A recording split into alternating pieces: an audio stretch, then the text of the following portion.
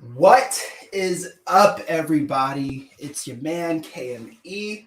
I'm doing my first, technically my second, but my first StreamYard stream across platforms. So yesterday I did kind of a test run where I streamed via one of my Facebook groups and on Twitch, or was it LinkedIn? I don't know. Doesn't matter. But anyway, so I'm streaming today across all of my platforms. So Twitch, StreamYard, YouTube, all that different stuff. So before I formally begin, I wanted to make a couple announcements. So one, please, if you are on YouTube watching this, do not send me any super chat money. I know that is a weird request, but just don't do it. Not yet, at least, because I'm still learning the StreamYard interface, so to speak. And I do not feel comfortable accepting money from people until I put on a quality StreamYard experience for you guys, right? Like, I don't want to just be collecting super chat money on this StreamYard platform or on YouTube or anything like that. So let's hold off on that. And then once I become well versed at StreamYard, I will feel more comfortable accepting money. So if you're on any of my platforms, you should be able to comment, and I should see your comments and be able to respond. I'm not going to be responding to like troll comments on here. So if you are here for the trolling, I suggest, it's early still on the West Coast. It's 8:17 a.m. and I am just not about that life this morning, right?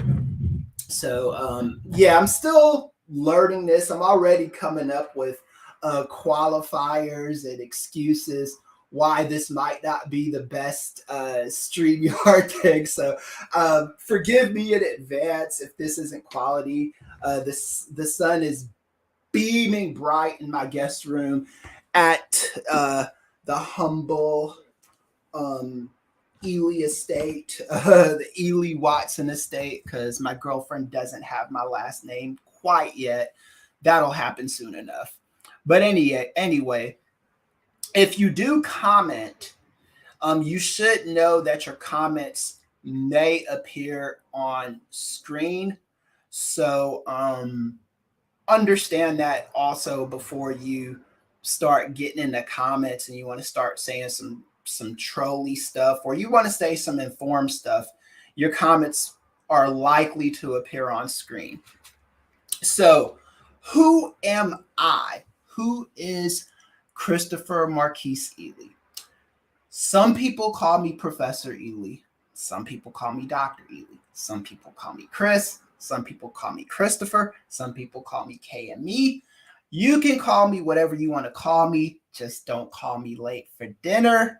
I am a political scientist. I've got my bachelor's degree in political science. So I've been working in politics now since before I got my bachelor's degree, probably 18, 19 years old. So it's been a good 22 years for me that I've been doing this. I never ran for office. I considered running for office once, but that was just something that wasn't in the cards for me. I was I was in ROTC at the University of Tennessee, but because of an illness that I didn't know what was at the time, I couldn't stay in ROTC. So that's a little bit about me. I'm a business psychologist as well. So business psychology is kind of like real psychology.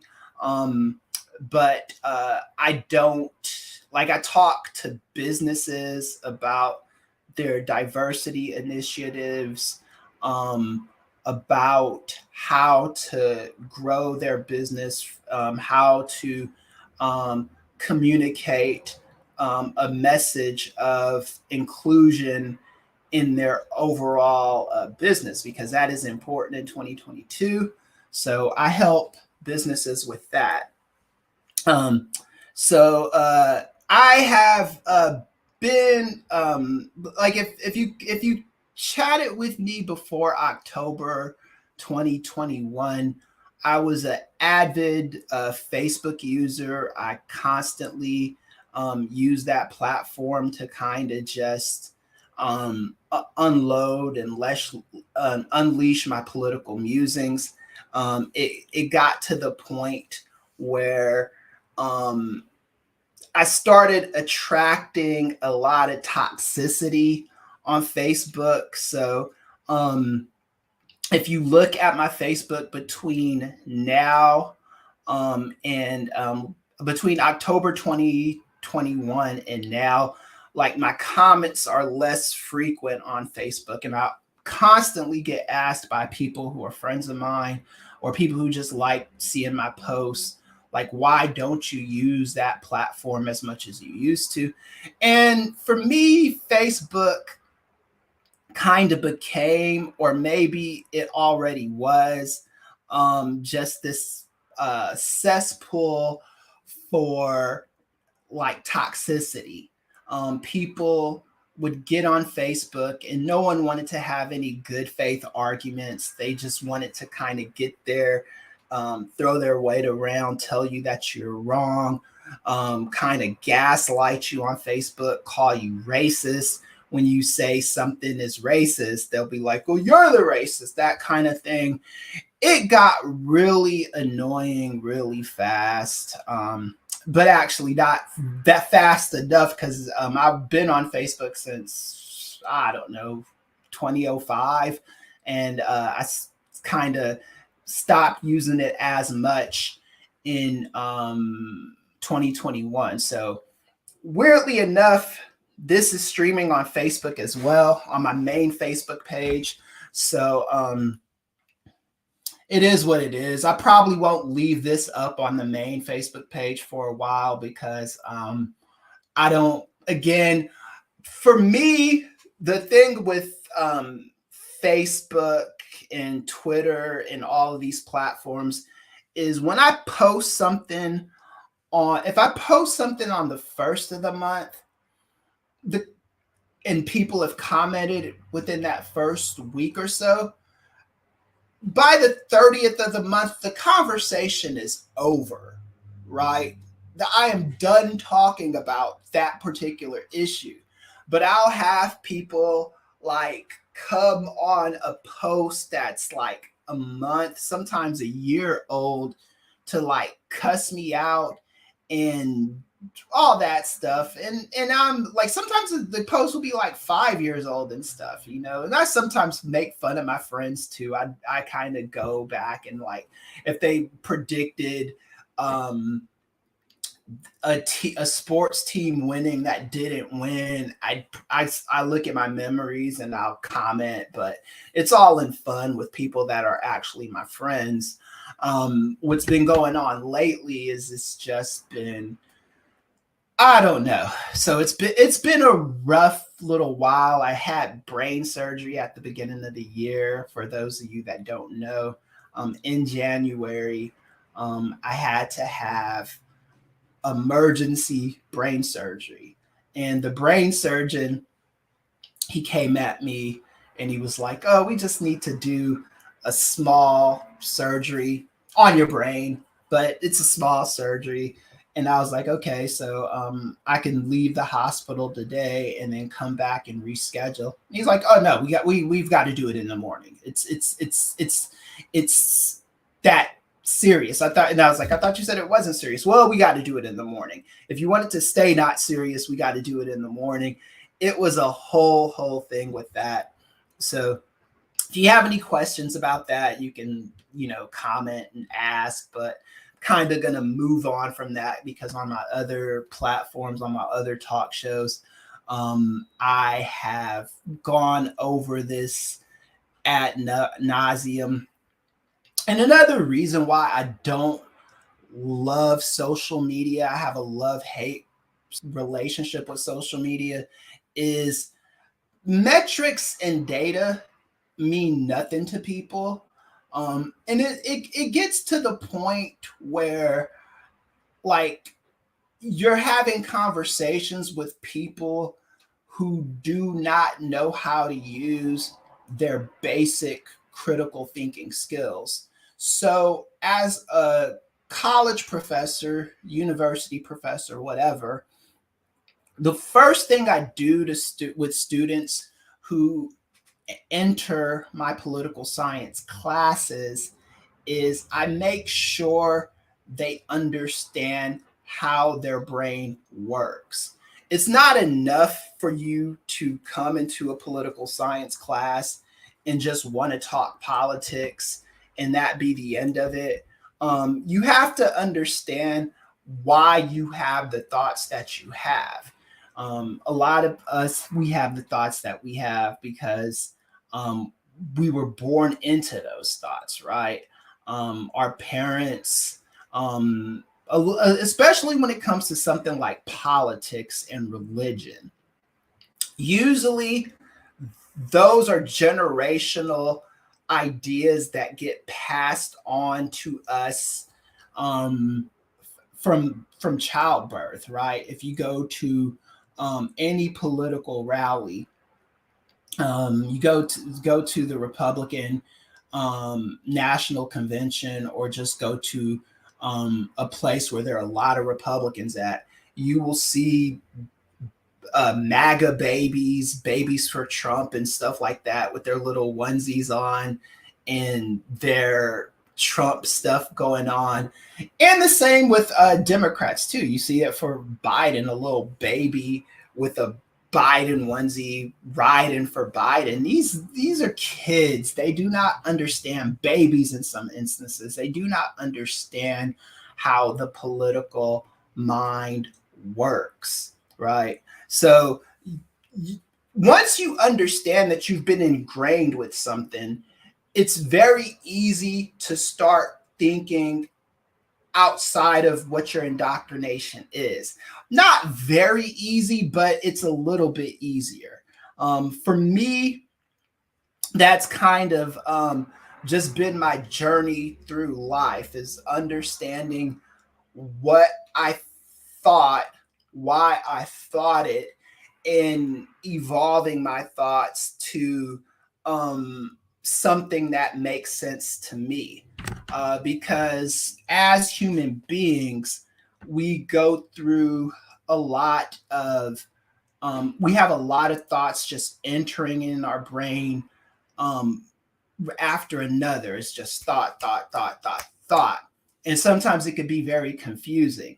And sometimes it could be, you don't even understand why you think certain things that you think, I've been a Laker fan and a Dodger fan for as long as I could remember. And the reason why I was a Laker fan and a Dodger fan is because people in the generation before me were Laker fans and Dodger fans. And it just kind of, and I was born in Los Angeles. So I just kind of took those things up culturally. And that's why I am that way. And we do the same thing with politics and religion. If you understand this, it becomes easier to communicate with somebody who is of another religion, or who might not have a religion at all, or who has different political beliefs. As a political scientist, I cannot afford to not have, maybe not friends, but at least colleagues who are on the other side of the political aisle as me. So that stuff is important. to just understand how your brain works, understand how cognitive dissonance works. And again, I go through a lot of cognitive dissonance on a daily basis. So when I talk about cognitive dissonance, those are just competing ideas that run through your head. And one of them could be a right decision, one of them could be a wrong decision. Sometimes there's not a decision that's either right or wrong, you know, like if I had, say, me and my girlfriend, wife, whatever, say she had a play that she was doing that weekend and she wanted me to go to that play. Or I had a friend who was coming in town on the same day, who was only going to be in town for the day, who's an army guy, and he could only be in town that weekend, and he wants to hang out and go out for beers and drinks. But I already promised my girlfriend, wife, whatever, that I was going to go to her event, her play. I have to make a decision at that point, right? And one decision is not more right than the other, but you have to start outweighing the pros and cons. Oh, like this is the only weekend my friend is going to be in town, but when will he be back? Will he be back in town within the next 6 months? How many showings of this play is my girlfriend doing? So you kind of dissect the pros and cons of each decision. And because again, there's cognitive dissonance there, and you have to figure out which one. A common one for people is losing weight. That was a big one for me back in the day. Let me see 1 second. I think I see a comment here.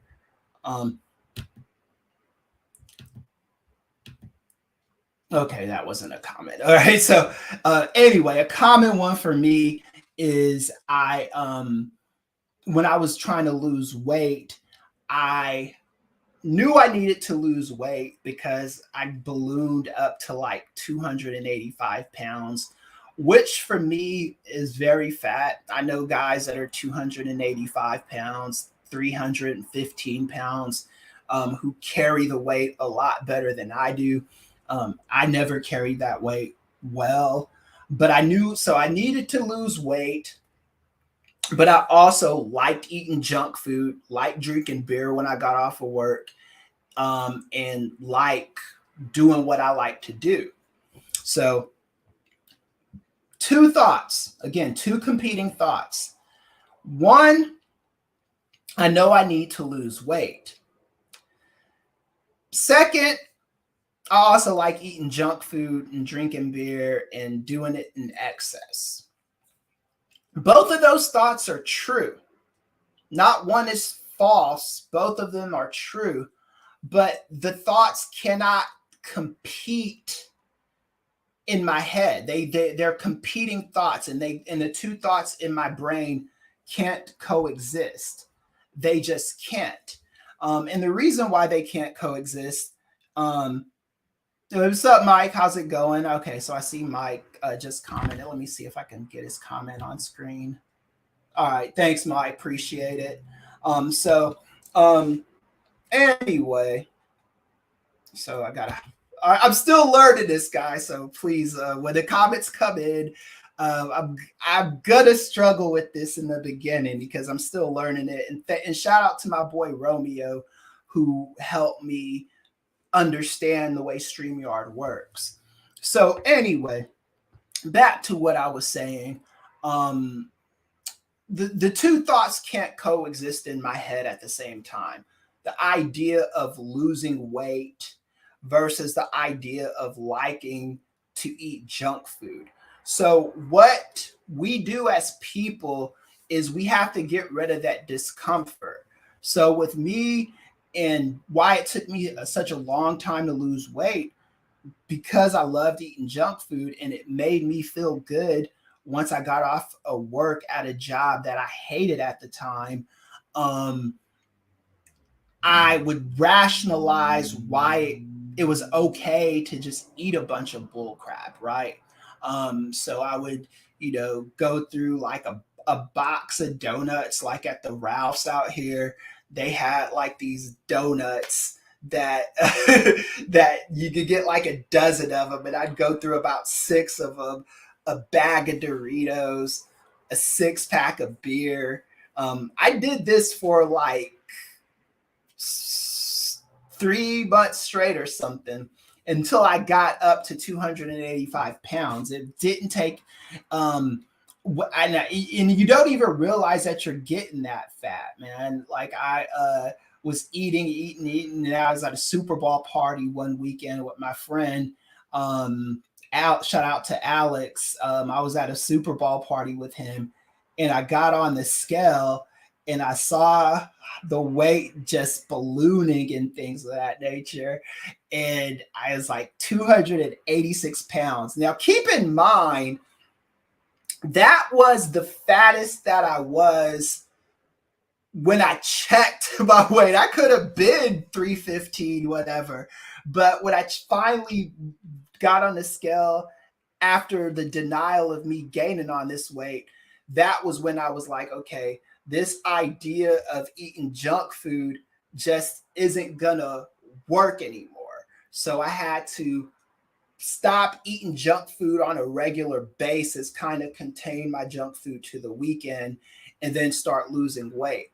But again, you could easily go the other way with that dissonance. You could easily go to the way where you're rationalizing and saying, oh, well, this is the only fun that I have when I get off of work. I work really hard. I deserve to eat whatever I want, drink whatever I want. You only live once, so I'm going to do what I want to do. All that stuff may be true, but the other end of that is also detrimental to your health. So if I go the route of eating crap all day long, that's not really healthy. If I go the other route of living a healthier lifestyle, that might be better for me. So again, and when you go on Facebook, people aren't thoroughly thinking through posts. It's just not the nature of the way social media works. Social media is very reactionary. Social media is very cutthroat. Social media, it's very easy to bully people on social media platforms because it's just an easy thing to do. And it's just very, very, very reactionary. That doesn't necessarily mean that it doesn't sometimes need to be reactionary, because social media has done a lot of good as well. Social media has brought a lot of attention to, you know, um, things like racism, sexism, xenophobia. Oscar So White in 2016 transformed the television academy and the movie academy to start being more diverse with the actors they choose for nominations for a lot of these awards. So there's a lot of good that social media does. I don't want to be one of those people that sound like I hate social media, because that's not necessarily true. It's just I recognize the bad that also comes with social media, which is toxicity, which is bullying culture, which is meme culture, where people will post a meme. They post memes and they post headlines without even reading the articles and run with it like it's a fact. That's not a good idea to do, because it's very easy to end up looking stupid doing that. And I've been guilty of that before, until I started really just kind of thinking about the things that I post and the arguments that I get into.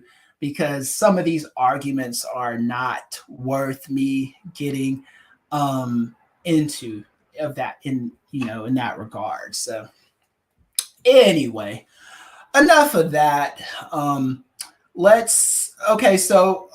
way I'm going to do these shows, I'm still trying to figure it out. So I call this show Monday Musings because it's Monday morning and all I'm doing is just unloading thoughts. I am not necessarily sure if I'm going to be doing a show every Monday morning at 8 a.m. because there are a lot of mornings where I do not want to be up at 8 a.m. on a Monday. But I also wanted to do the show today. And I have a lot of content creator friends who do shows as well, like my friends at Post Wrestling, who I also work for. We're doing another podcast with my friend Nate Milton. They do a show at 10 a.m. on the West Coast, 1 p.m. on the East Coast, and I don't want to do a show that runs side by side with their show. My homie Mike Knox, who just made that comment, he does a show every Monday at like 3 p.m. I think it's my time on the West Coast. So I don't want to be doing shows that go directly against people who I have either work for or work with or kind of am friendly with, right? So, and then I have a lot of content creator friends who work all kind of hours. So I don't want to just be in direct competition with those people when I'm doing shows. And I don't really fancy myself as a content creator, even though technically that's what I am. But I have there's so many people who do this that I rely on, who content create, that I kind of get to bask in their glory at the work they do. Like on the Nubian Wrestling Advocates, the show that I do with Nate Milton. He creates all that content. Like we create the show together as far as being talking heads on the show, but as far as the creation, the getting it out to the world, that's 100% on him. So I don't do any of that technical work. So this right here, this StreamYard, is my first shot at doing this. My first like foray into content creating on my own. And I had the podcast before. Someone just mentioned you used to have that. I used to have that podcast, but even in that, I used to pay my friend Crystal to edit that podcast and make it sound good. It's this business, this content creation stuff is not an easy thing to do. It's an easy thing to do if your sole purpose for being a content creator is BSing people and lying and just making yourself sound great. Then yeah, you're probably good at that. You know what I'm saying? I could, if I wanted to be Candace Owens on social media, that's something that I could do. But I don't want to do that. You know what I'm saying? I don't want to be on social media making business, lying to people, using a lot of logical fallacies and glittering generalizations and all that stuff. So a lot of this is boring. A lot of you probably are like, what are you talking about, KMB? Some of you might not find it boring. I don't know. You know what I'm saying? It's all a work in progress, right?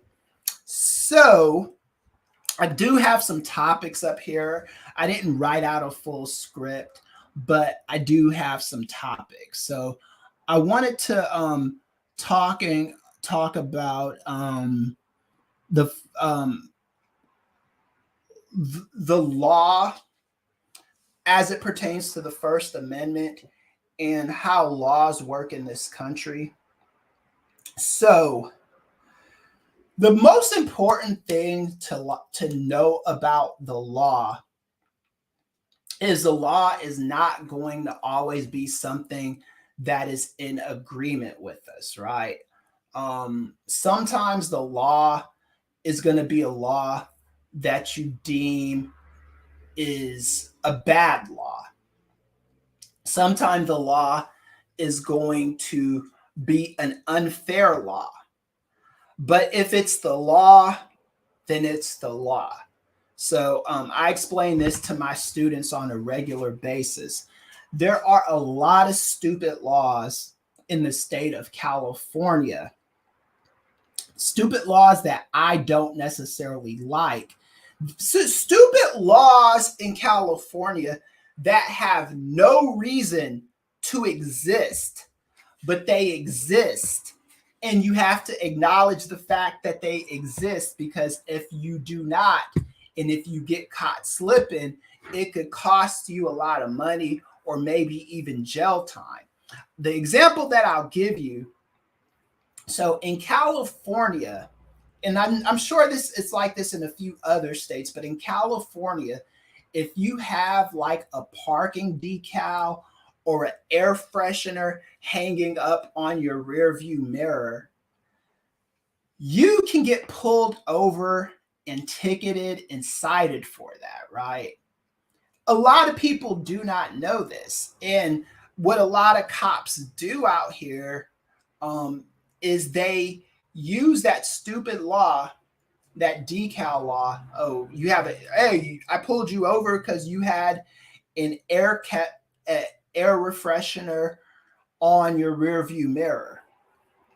It's a dumb effing law, but it's still the law, right?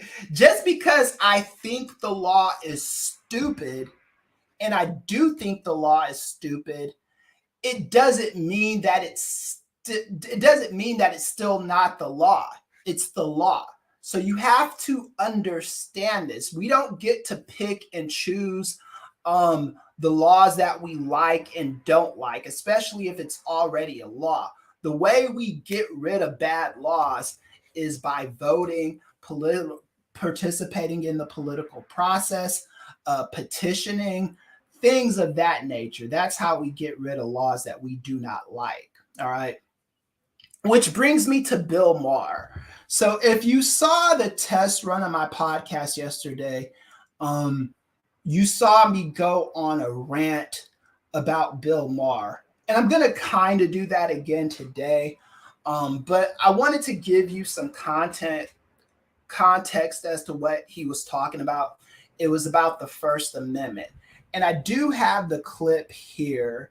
So let me share that with you guys. I'm still learning the technicalities of the StreamYard, so forgive me if things seem a little disconjointed.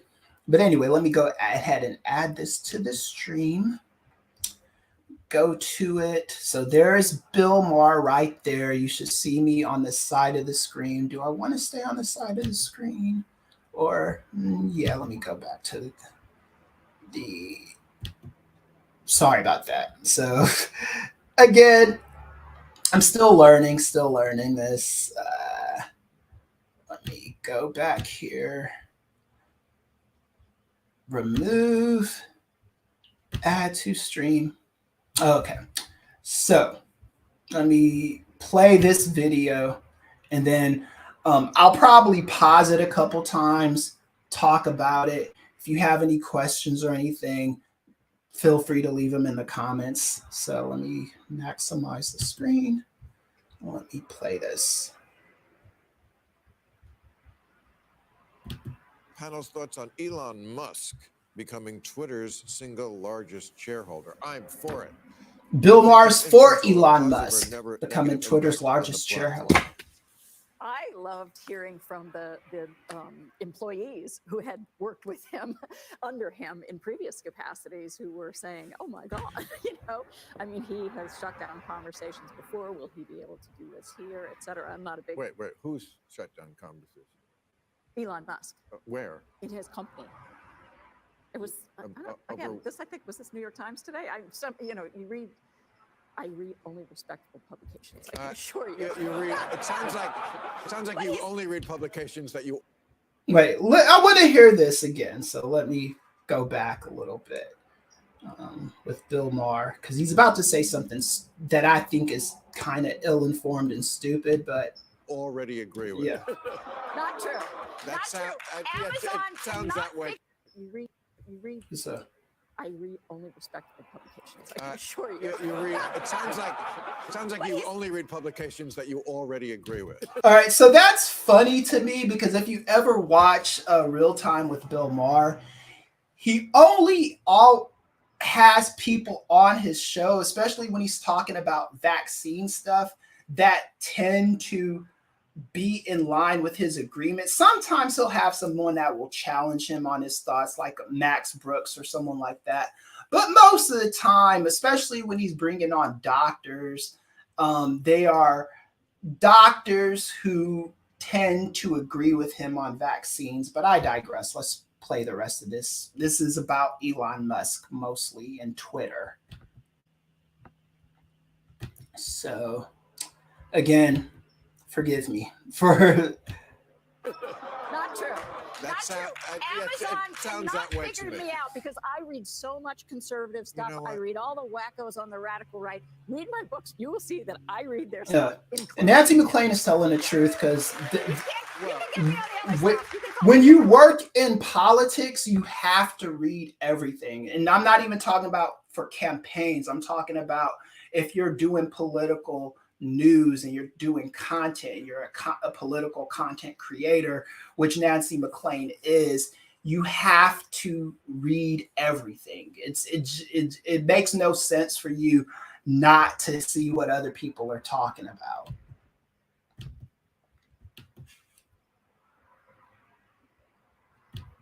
My honest reaction to the Elon Musk news: are we going to have to read Donald Trump's tweets again? That was my honest. That was like my human reaction. Which is a tough one, because once they took Trump off Twitter, things did get better. Yes. But it's a terrible, bad for free speech. And bad for free speech. And the resentment, and then the hold on to that. Well, the people who are ganging up against us, the media and big tech and big government. I mean, that's the convoy. Those convoys in Canada and all over the world. People are like, what are they so upset about? Like, it's hard to delve into that, but it's some sort of thing. Yes.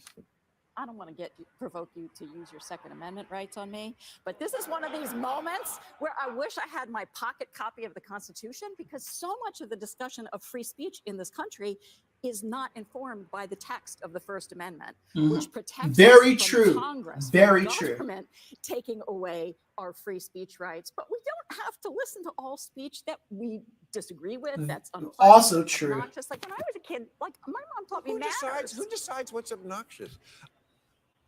Who decides what's obnoxious? I don't necessarily agree with that statement, but let's continue. I could read but I'm just saying for a private employer can fire someone for anything. If you don't have a union contract, a private employer can fire you because they don't like the color of your hair or the way you smiled or, what shirt you wore. They can fire you for anything. I'm not sure they can do that anymore. They actually can.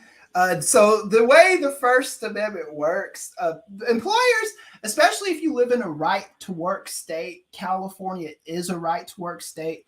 If they don't like the color of your hair or your shirt or whatever, the Crown Act is supposed to mitigate some of that stuff, but they can still fire you for it. And the thing about being in a right-to-work state is they do not have to tell you the reason why they're firing you. So they can discriminate against you, easily do it, and just not tell you the reason why you're being fired or let go. As far as what's allowed by private businesses, private industries, they can do a lot. You don't have to like the fact that they can do a lot, but they can do a lot. They actually can, unless it's discrimination, unless it's been outlawed. McLean's right about that. They can. So, but my point is that there's a difference between government shutting down speech, as we're seeing in these Republican-controlled states that are saying don't say gay, teachers can't talk about the truth of American history, all of this stuff. That is deeply alarming. But if I decide something's not funny and I walk away, or I think a book is obnoxious, I don't have to buy it. Like, that's my freedom, and their free speech is to say those things, but they don't have a right to force me into listening. No, of course you don't have to turn on the TV if there's something you don't like, but that's different. I mean, and we live in a different age where Twitter is the public square now. If you deny someone's right to speak on Twitter, you're basically saying you don't have free speech rights. That is not true. If you and this is the problem with Bill Maher. The law does not support what he just said. Again, you don't have to like the law, but you have to understand what the law is. So let's continue. I mean, that's where it is. We're not living in 1980 anymore. This is a different world we live in, where social media controls this. So social media is sort of it's living in a space that's not exactly a publication, but it's not exactly a private company either. No, okay. Twitter is exactly a private company. Again, you don't have to like the law, but Twitter is it's exactly a private company. And that's my problem with Bill Maher and these so-called free speech advocates. And they don't understand what it means to be a free speech advocate versus what it means to be a First Amendment advocate. So this is a problem with a lot of people. That's not just Bill Maher. And the problem that I have with Bill Maher is Bill Maher fancies himself as this intellectual, and he says stupid shit like this often. Like he's like, oh, I'm a big free speech supporter, and a lot of times with these so-called free speech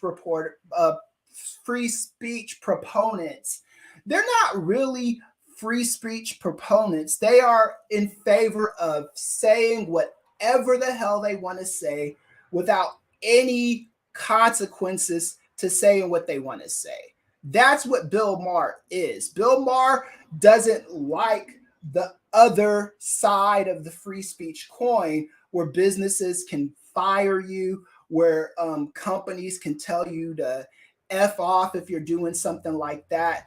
Free speech, the First Amendment, rather, is a very, very, very big document. And it's a big document for a reason, because there are limits to free speech. And maybe that's how it should be. Maybe that's not. But to say that Twitter's not exactly a private company is a false statement, because they're exactly a private company.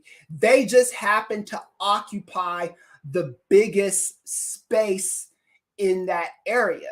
And I read somewhere that Twitter only has worldwide has 7.8% of market share. So it's a lot of market share, but it's you can go to other platforms,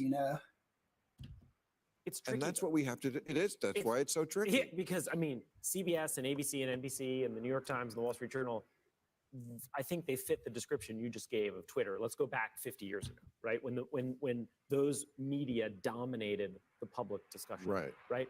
But they didn't air lies about election fraud, right? You couldn't turn on Walter Cronkite and hear actually, Barry Goldwater won the election, right?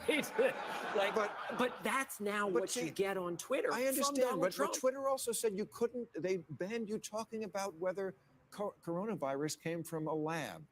Right. And it made so the thing with that, though, Twitter, I think what Twitter banned was misinformation on what the coronavirus was, and as a result, talk about where coronavirus came from was kind of banned on Twitter. And I understand why they did it. They did it because they didn't want to encourage misinformation on the platform. So that's what that was right there. And it's really it becomes really hard to mitigate all the lies and BS on Twitter when you've got like millions of people using it at the same time. So they just blanketly ban that. Whether that's right or not is not for me to decide, but I'm just telling you what it is. So you're not getting half the story the way Bill Maher is telling it. Have, and even the Biden administration admits that now. We don't know where coronavirus came from, but there's no reason to think it couldn't have emerged from a lab. They had a lab in Wuhan that was studying coronavirus. Again, the problem wasn't them talking about the lab portion of coronavirus possibly coming from a lab. The problem was people were running away with false narratives that weren't verified and weren't peer reviewed. So let's understand that. Couldn't even discuss this. No, That's outrageous. I think that's what Elon Musk wants to fix at Twitter. Right. I think what's tricky is, to there me, was a context though also of elderly Asians being just randomly attacked on the street. Has nothing to do with that. Well, the president of the United States was calling it the China virus. Right. Every there's a virus has been relationship. called from the place it came from. I could list you 10 different viruses. Ebola virus. I don't even want to get started on this portion of crap. If you want me to get started on it, I will. But let's just continue this. I want to stick to the First Amendment stuff and the virus stuff real quick. The West Nile virus, MERS was Middle Eastern Respiratory Syndrome. You agree, They were Trump? all named from where they came from, and Spanish flu. Nobody ever gave a shit. Suddenly, it was about racism. Yeah. But you agree Trump was Trump. Yeah. Of course. That's Trump always makes everything worse. We can't use that as the standard. So we have to use that as a standard now because Trump set that precedent when he became the president. He set the precedent that you can racialize language in such a way to where you're discriminated against a group of people. So calling COVID-19 the China virus, you know good and well what you are trying to do when you are using that kind of language, when you're using that kind of charged language. You know what you're doing with it. So Bill Maher is all the way wrong on that, but to say that we can't, but I mean, talk about indoctrination. But to say that you can't talk about whether the virus came from a lab because it was in Asia and that's somehow anti-Asian racism, that's insane. To connect to, I don't think I'm saying that either. I think you know. Oh, I'm I not. thought Again, you it's were. back No, to but our you're not. question Well, of you brought it balance. up. No, but it It's is. back to balance. but I think that, I actually think There's a there's a balance common lacking. thread there, right? Which is, I think a lot of liberals saw conservatives doing really wacky stuff on COVID, right? Like not taking the vaccine, right? And so they Demanding assumed, ivermectin and from so that tired they nurses. assumed that, And also lied about ivermectin Yeah. and said it was only a horse medicine. And no one. I don't know. This talk that I saw on ivermectin was mostly that when in the rare instances where ivermectin is used for humans, it is to get rid of parasites, not to stop the spread of a virus. That is what I heard. And I read this in plenty of places. I've talked to other biologists. Working at a college, you get to talk to people who work on medicine. And there's a lot of good people who I've talked to who work directly in biology, virologists, all that thing. And they say that ivermectin, they didn't say it was a bad medication for humans, but it was for a very specific reason. And that was to get rid of parasites that some people have gotten, and it's rarely ever used in the United States of America. It's up now, but you got to put context behind this stuff. And Bill Maher is saying a lot of stuff with zero context behind it. And this isn't real time proper. This is the overtime portion that gets posted on YouTube. And I don't know how many views it's got, but it's got a lot. So we do have to mitigate this kind of stuff. It wasn't. That's also half truth.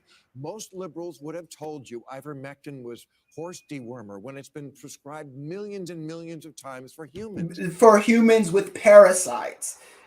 This is an important part of that. And that's kind of, if you could show me a context where it wasn't prescribed for that reason, I'll go ahead and concede that argument. But every publication that I've read, every virologist that I've talked to, every biologist that I talked to have told me the same different thing.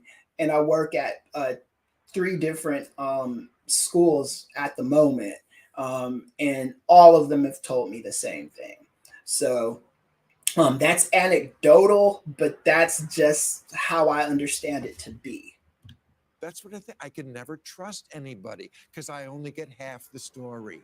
Right. So anyway, let me go ahead and remove this.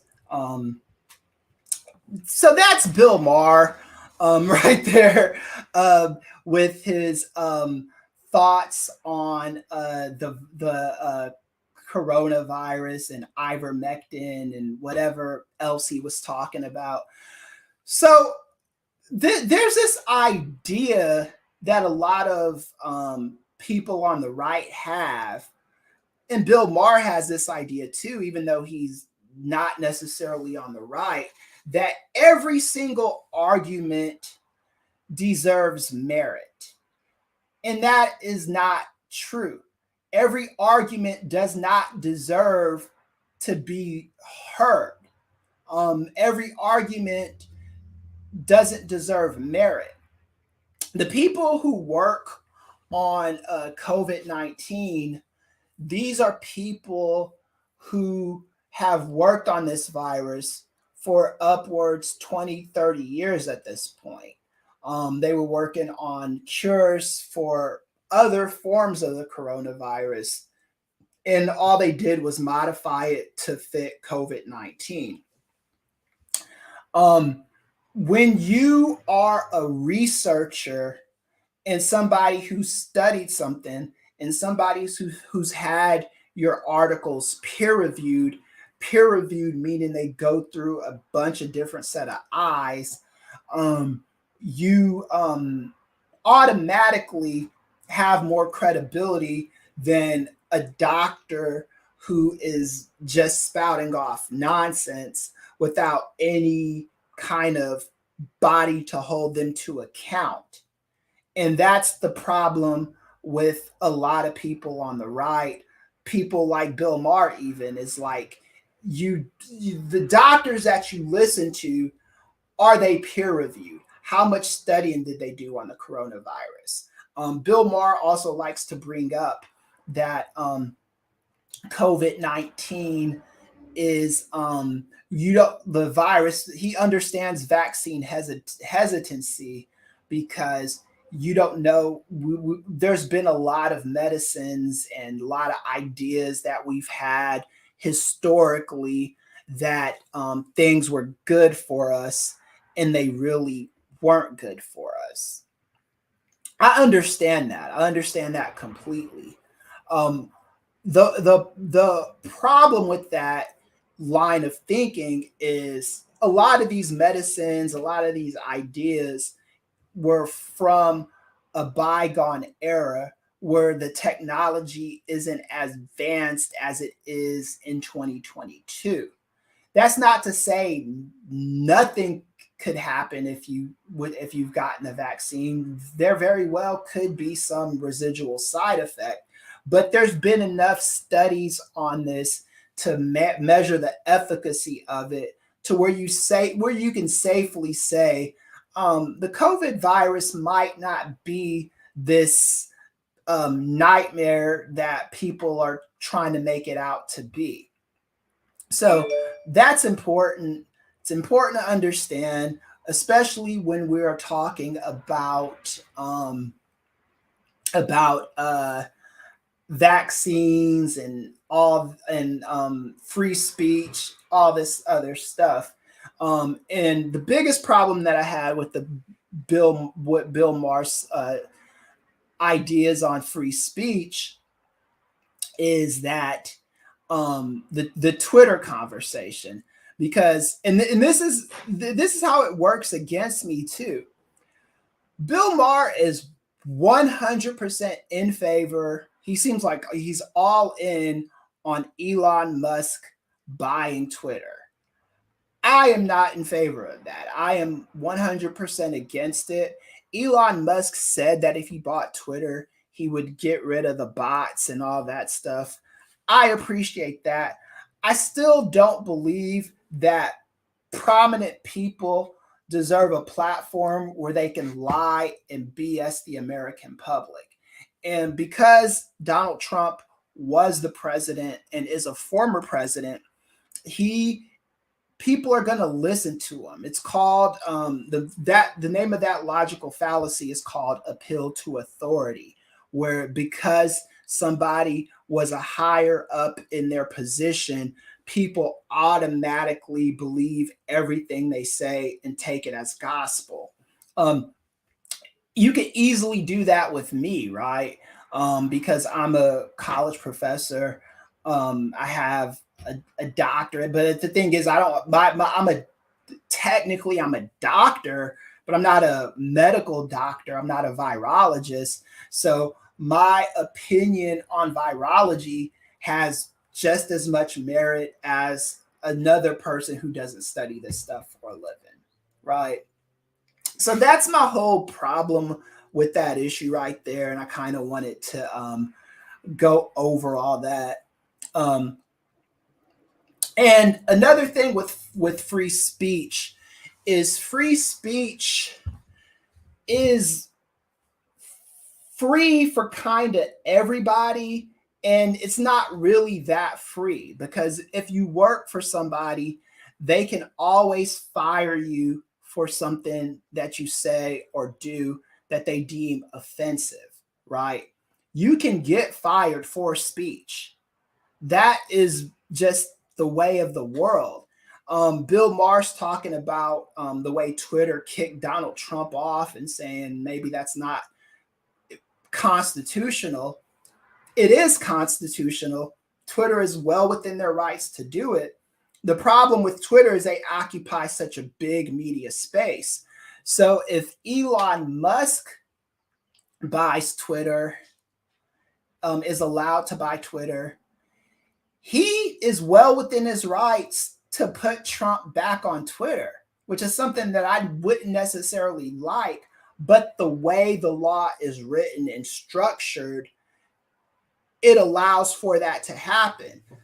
So an intellectual argument that Bill Maher could have is, should this be the law? Should it be that a company as big as Twitter, as big as Facebook, as big as these social media platforms, should they be allowed to operate in a space where the government regulation isn't as prominent as it is on, say, network or cable television? It's very hard for the FCC to kind of regulate something like Twitter. It's just a hard thing to do, so it's up to kind of like Jack Dorsey when he was in charge and the people who have power at Twitter to kind of decipher between lies and truth. And that's not an easy job to do. So when BS comes up, or when somebody is speaking in charged language, the go-to reaction from Twitter is to just erase it immediately, to just not even have to deal with lawsuits and people claiming things against them. So again, there is the First Amendment, and then there's free speech. Free speech is a component of the First Amendment. The First Amendment isn't all about free speech. The First Amendment is about 5 different areas. Freedom of speech, we talked about. Freedom of assembly, that's freedom to gather and to protest. Freedom of petition, meaning if you do not like the law, you can get with other like-minded people, getting things that's signed in order and send them to government officials and say, hey, this law is bogus. That's the freedom to petition. The freedom of religion, and the freedom to protest. I hope I'm saying that right. I know that, like, if this was my class, I would get it all right. But I can easily, there's a way I can easily get this up, see what the Google machine says, because it's in my PowerPoint as well. And I don't want to give misinformation purposely. What 5 areas does the First Amendment cover? So I'm just Googling this, and I'll probably share this. 5 freedoms protected by the First Amendment.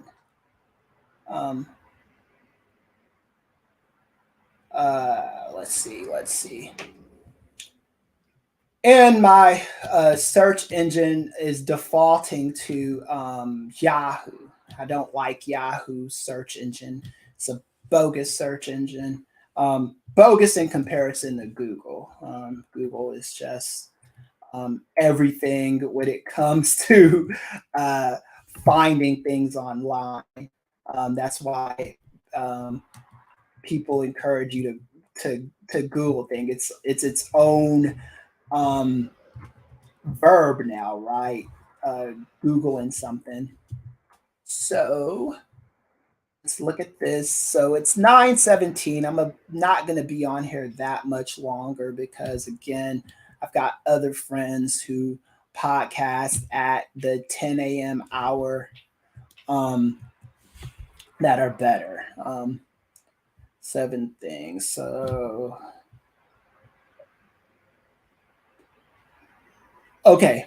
So it came right up on Google. So let me share this with you all. Let me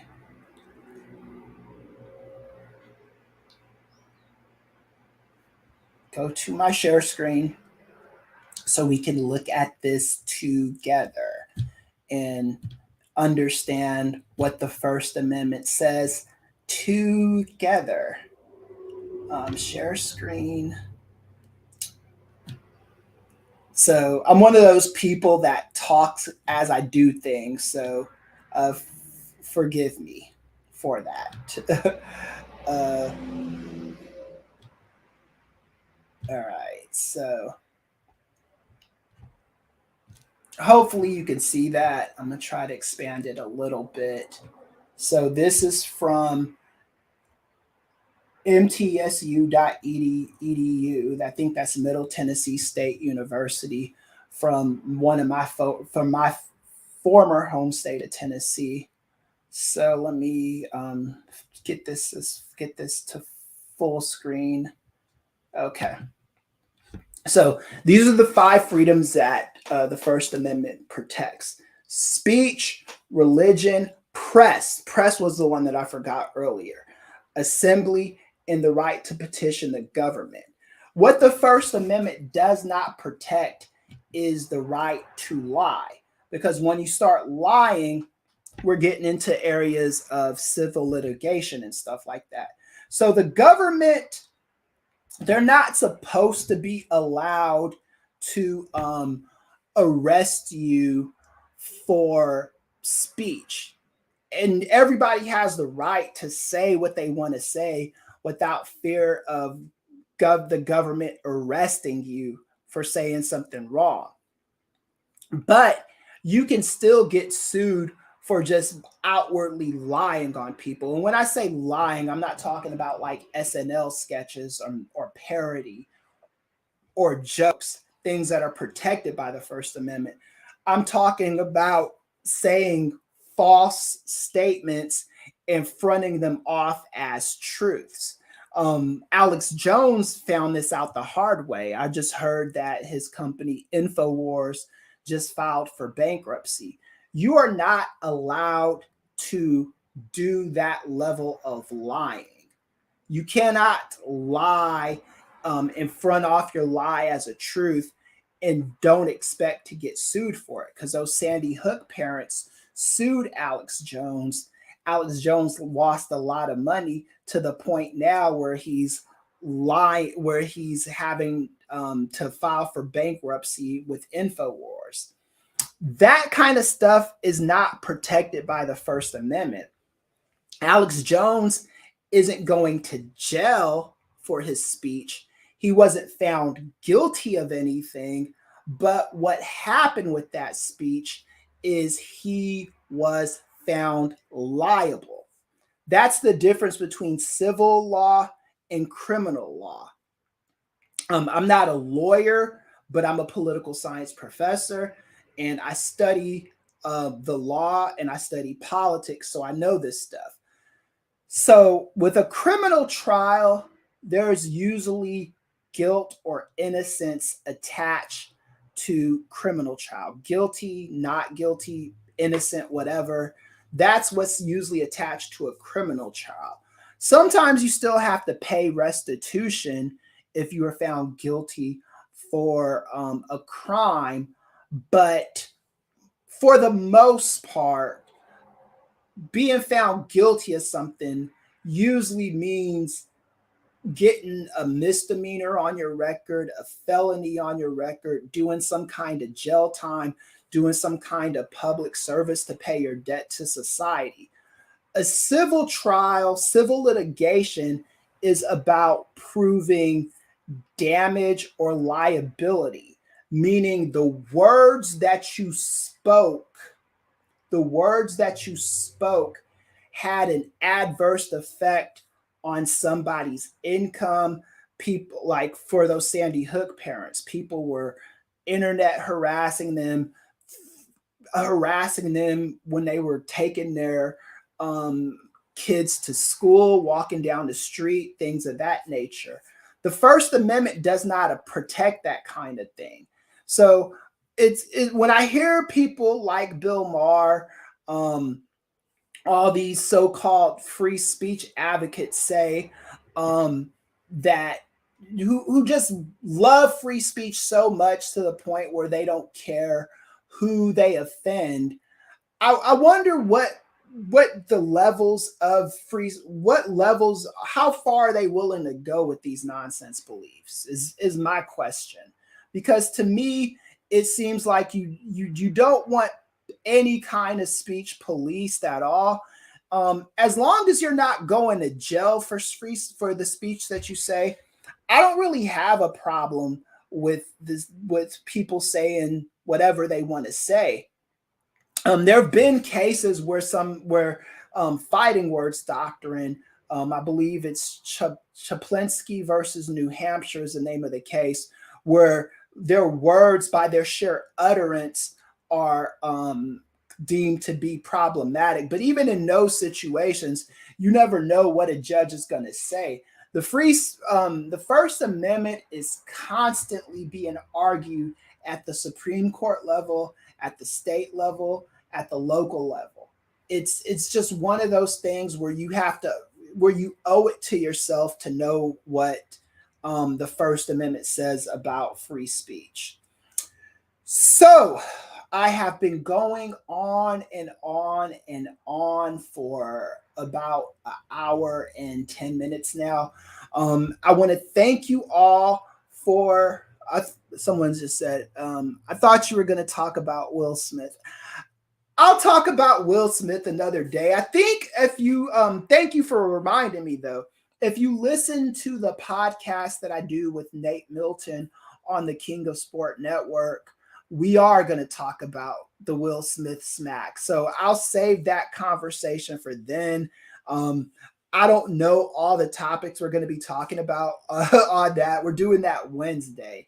And I believe we're doing that Wednesday sometime in the afternoon, or what's today's day? Yeah, we're doing it sometime this week. We've got a couple different podcasts, the NWA podcast, Nubian Wrestling Advocates, and the King of Sport podcast, where we talk sports and other news items. So that should be a lot of fun, a lot of good conversations on that.